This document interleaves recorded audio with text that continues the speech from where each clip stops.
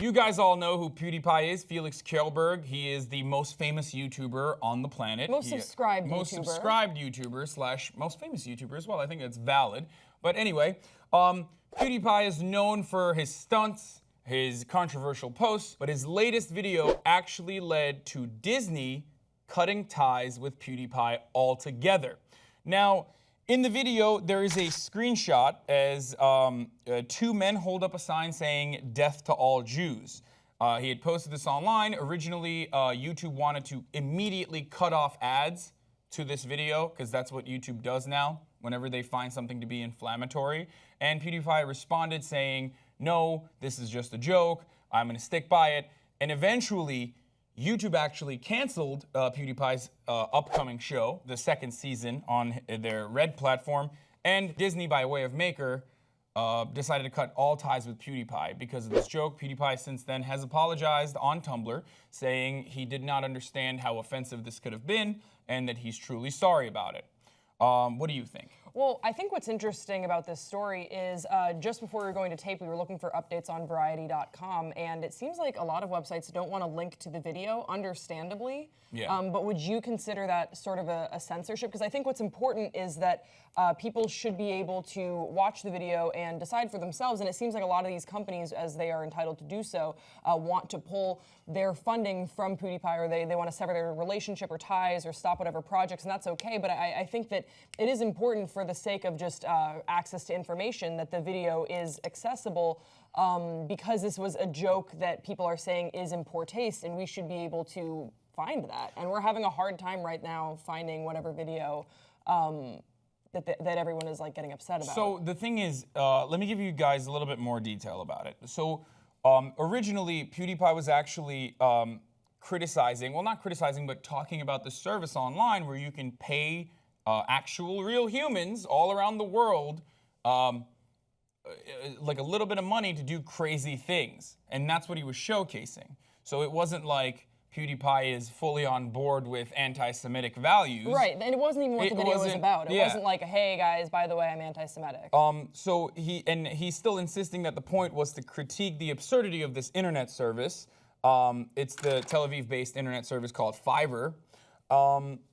So that's what originally, that's how this conversation started. Now, are people overreacting to the situation? I don't know. I can't, like, well, because PewDiePie does have 53 million subscribers. He is the most subscribed YouTube channel, and a big chunk of his audience, if not the majority of his audience, are very impressionable young kids. And you have to be able to, there has to be some sort of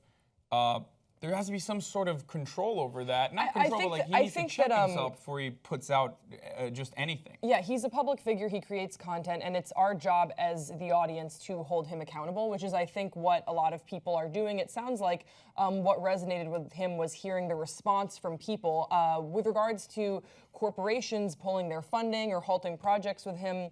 That's their right, absolutely, to do so. I am not sure what sort of a message that sends. Is it I don't know. I'm not really sure where I fall on this issue, but I like that he was able to hear the criticism from people, because when you make a joke and it is in poor taste, sometimes to you it's still the funniest thing ever, and it takes people just reaching out to you on a person-to-person basis and just saying, hey, this is why this joke doesn't fit. I understand that for you it was funny, but let's talk about it a little bit more. So I think that was great on his part, but you have to be aware of the sort of jokes that you're making and who your audience is, and yeah, just like the context behind everything that you say. And when you have 53 million subscribers. He pulled the Death to All Jews video since his account. That's another reason why we can't find it. Mm-hmm. But when you look at the video, there's an error message that says the uploader has not made this video available. So that's usually what you get when if you have a video and the original user will put it in private. Mm-hmm. They won't delete the video, but they'll make it private so that not everyone can see it. Like I said, yeah, you already hit all the most important notes. Is like that they have every right to pull funding from PewDiePie if they feel like it doesn't fit their guidelines, it doesn't fit with the overall message that they want to promote. Having said that, it's not like YouTube. I mean, the only thing that is a little extreme in this instance, and we've criticized YouTube back and forth about their advertising guidelines that they made public last year, and how we ourselves at the Young Turks sometimes even get hit with these when we're covering controversial Murder stories. with Friends has gotten flagged. Yeah, like when we're covering controversial stories, there's a part of the news is like there are controversial things happening in the world. That doesn't mean that it's graphic. That doesn't mean that people don't have a right to know about these things. But in this instance, it's parody. It's a joke. It might be a joke that was in poor taste for a lot of people. But then again, are we going to start censoring jokes? But also, YouTube is not necessarily censoring PewDiePie's channel, but more so trying to bully PewDiePie into submission a little bit to check him a little bit. But also, PewDiePie will be fine. That's the thing, too. It's not like this happened to a smaller YouTuber with 100,000 subscribers and, you know, people are just really coming down on this smaller YouTuber. This is a huge YouTuber. He has a responsibility to his audience.